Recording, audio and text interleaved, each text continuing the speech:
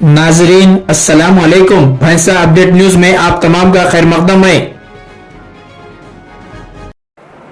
अस्सलाम वालेकुम।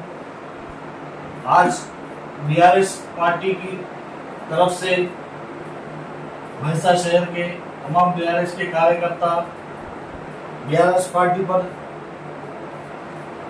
जमा होने की वजह यह है कि कल जो निजामाबाद डिस्ट्रिक्ट आरमूर में जो नाखुशगवार वाक़या पेश आया, उर्दू के टीचर मोहम्मद आमिर नामी शख्स को कुछ बीजेपी आरएसएस के गुंडों ने उर्दू पढ़ाने की वजह से उनको मारा, उनके प्राइवेट पार्ट्स पे हमला किया और उनको बहुत नुकसान पहुंचाया।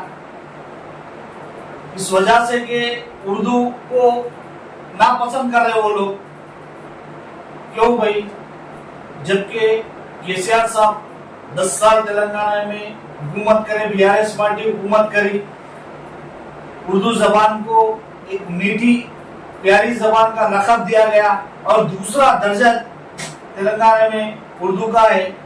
इसको दबाना चाह रहे कुछ गुंडे, कुछ गंगा जमुना तहजीब को नुकसान पहुंचाना चाह रहे। ऐसे लोगों को हम सब यहाँ पर ऐसे लोगों पर एक्शन लेना और उनको सजा देना बोल के हम सब यहाँ जमा हुए।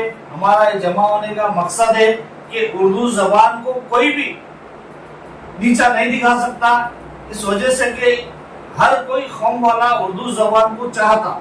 जैसा कि हमारे भैंसा शहर में भी आज जो हमारे पुराने हिंदू के जो हमारे सीनियर लोग हैं, हमारे बुजुर्ग लोग हैं हिंदू के भी, वो लोग भी आज भी उर्दू का पेपर पढ़ते, उर्दू के किताबें पढ़ते, उर्दू को दुनिया का चाहते। उर्दू जबान एक मीठी और प्यारी जबान है जो तेलंगाना में उसको दूसरा दर्जा है। लेकिन लोगों को ये बात उर्दू एक कौम की है या मुसलमानों की है बल्कि नहीं है। मुशायरा भी होता उर्दू का, देखते आप कई हिंदू के शायर आते उसमें मुशायरे में और महारत रखते और दुनिया का जो है उन्होंने उर्दू जबान में शायरी करते। ऐसे लोगों को भी बोलते क्या उर्दू जबान से कितनी नफरत है आपको? ये सब वजह सिर्फ कांग्रेस हुकूमत रेवंत रेड्डी साहब की है, जो आज तेलंगाना में गंगा जमुना तहजीब को नुकसान पहुंचाने की साजिश रच रहे हैं रेवंत रेड्डी साहब। मैं रेवंत रेड्डी साहब से कहना चाहता हूं कि रेवंत रेड्डी साहब, आप जो तेलंगाना में गंगा जमुना तहजीब जो हिंदू मुस्लिम सिख ईसाई जो मिलके रहते, इन लोगों को अलग करने की साजिश रच रहे। आपका जहन खराब है। आप जो है ना, आप इस्तीफा देके घर पे बैठ जाना चाहिए। वैसे भी आने वाले असेंबली इलेक्शन पे पूरी अवाम तेलंगाना के हर कौम के लोग आपको नीचे गिराना ही चाह रहे। बीआरएस हुकूमती बरसर इख्तियार रहेंगे इंशाल्लाह।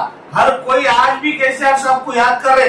केसीआर साहब थे जब ऐसे कोई छोटे मोटे दंगे नहीं हुए, मुसलमानों को हिंदुओं को नहीं लड़ाया गया, दलितों पे ऐसा अत्याचार नहीं हुआ, कोई कौम को क्या जो नुकसान नहीं पहुंचाया गया और गुंडों को, मवालियों को, दंगाइयों को, फिरका परस्तों को बराबर कड़ी से कड़ी सजा मिली।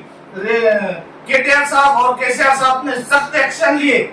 आज जो आप जो फिरका परस्ती को जो आपको बढ़ावा दे रहे, आप जो फिरका परस्ती को मौका दे रहे, रेवंत रेड्डी साहब आज भी आपको मौका है कि आज अब जो आरमूर में जो इंसिडेंट हुआ, आरमूर में जो नाखुशगवार वाकया हुआ, आमिर के ऊपर जो अटैक करे, वो लोगों को सख्त से सख्त कार्रवाई करना और उनको जेल को भिजाना और उनके ऊपर सख्त से बड़े बड़े क्या जो की सेक्शन लगाकर उनको जेल को भेजेंगे। और तमाम तेलंगाना के टीचर्स को, जो टीचर बोले तो बाप के बराबर दर्जा रखने वाला है, कोई भी टीचर होने तो हर कौम में टीचर को बाप के बराबर दर्जा देते, हैसियत देते। आप टीचर को मारते, कौन से आपकी दादागिरी है?